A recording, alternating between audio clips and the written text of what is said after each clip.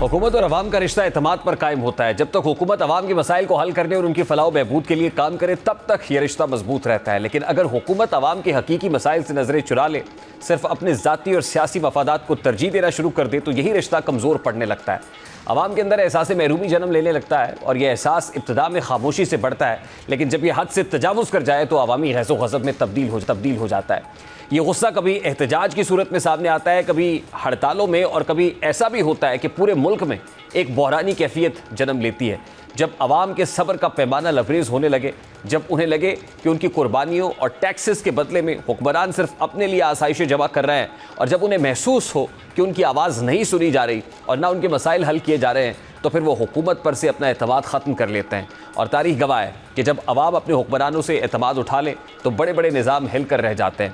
ایسا ہی ایک واقعہ اس وقت پیش آیا جب حکومت نے عوام کی فلاح کی بجائے اپنے نمائندوں کے مفادات کو ترجیح دی.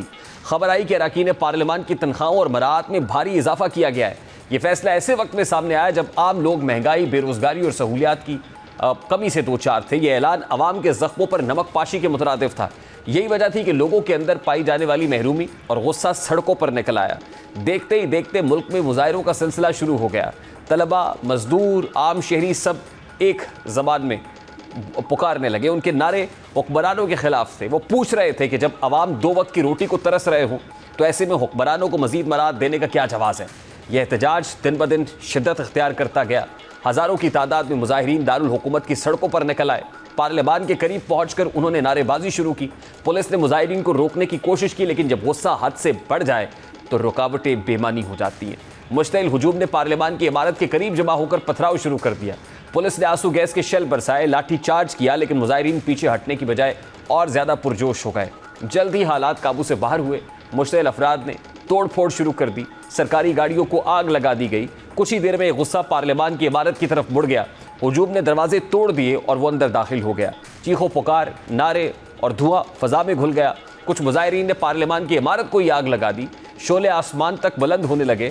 آگ لگنے سے اندر پھنسے کئی افراد نے جان بچانے کے لیے عمارت کی کھڑکیوں سے چھلانگیں لگا دی. کئی کے ہاتھ پاؤں ٹوٹ گئے، کئی زخمی ہوئے. پولیس اور مظاہرین کے درمیان جھڑپوں نے صورتحال کو مزید خراب کر دیا. آنسو گیس، پتھروں اور لاٹھیوں کی بارش میں کئی لوگ گرے اور زخمی ہوئے. اس افراتفری میں کم از کم 5 افراد ہلاک ہوئے. شہر کا ماحول خوف اور کشیدگی میں ڈوب گیا. حالات حکومت کے ہاتھوں سے بے قابو ہو گئے اور یوں حکومت مظاہرین کو منتشر نہ کر سکی. ملک میں پھیلنے والے ان مظاہروں کے بعد حکومت کو مجبوراً پیچھے ہٹنا پڑا. حکمرانوں نے اعلان کیا کہ اراکین پارلیمان کی مراعات میں کیے گئے اضافے کو واپس لیا جا رہا ہے اور کچھ پالیسیز کو بھی منسوخ کیا جا رہا ہے. لیکن عوام کا اعتماد مجروح ہو چکا تھا. طلبہ تنظیموں نے اعلان کیا کہ احتجاج جاری رہے گا. اب یہ کوئی فرضی کہانی نہیں بلکہ حقیقت ہے. یہ سب کچھ انڈونیشیا میں ہوا ہے، جہاں عوام نے پارلیمنٹیرینز کی تنخواہوں اور براعات میں اضافے کے خلاف اپنے بھرپور غصے کا اظہار کیا اور ملک ایک شدید بحران سے دوچار ہو گیا.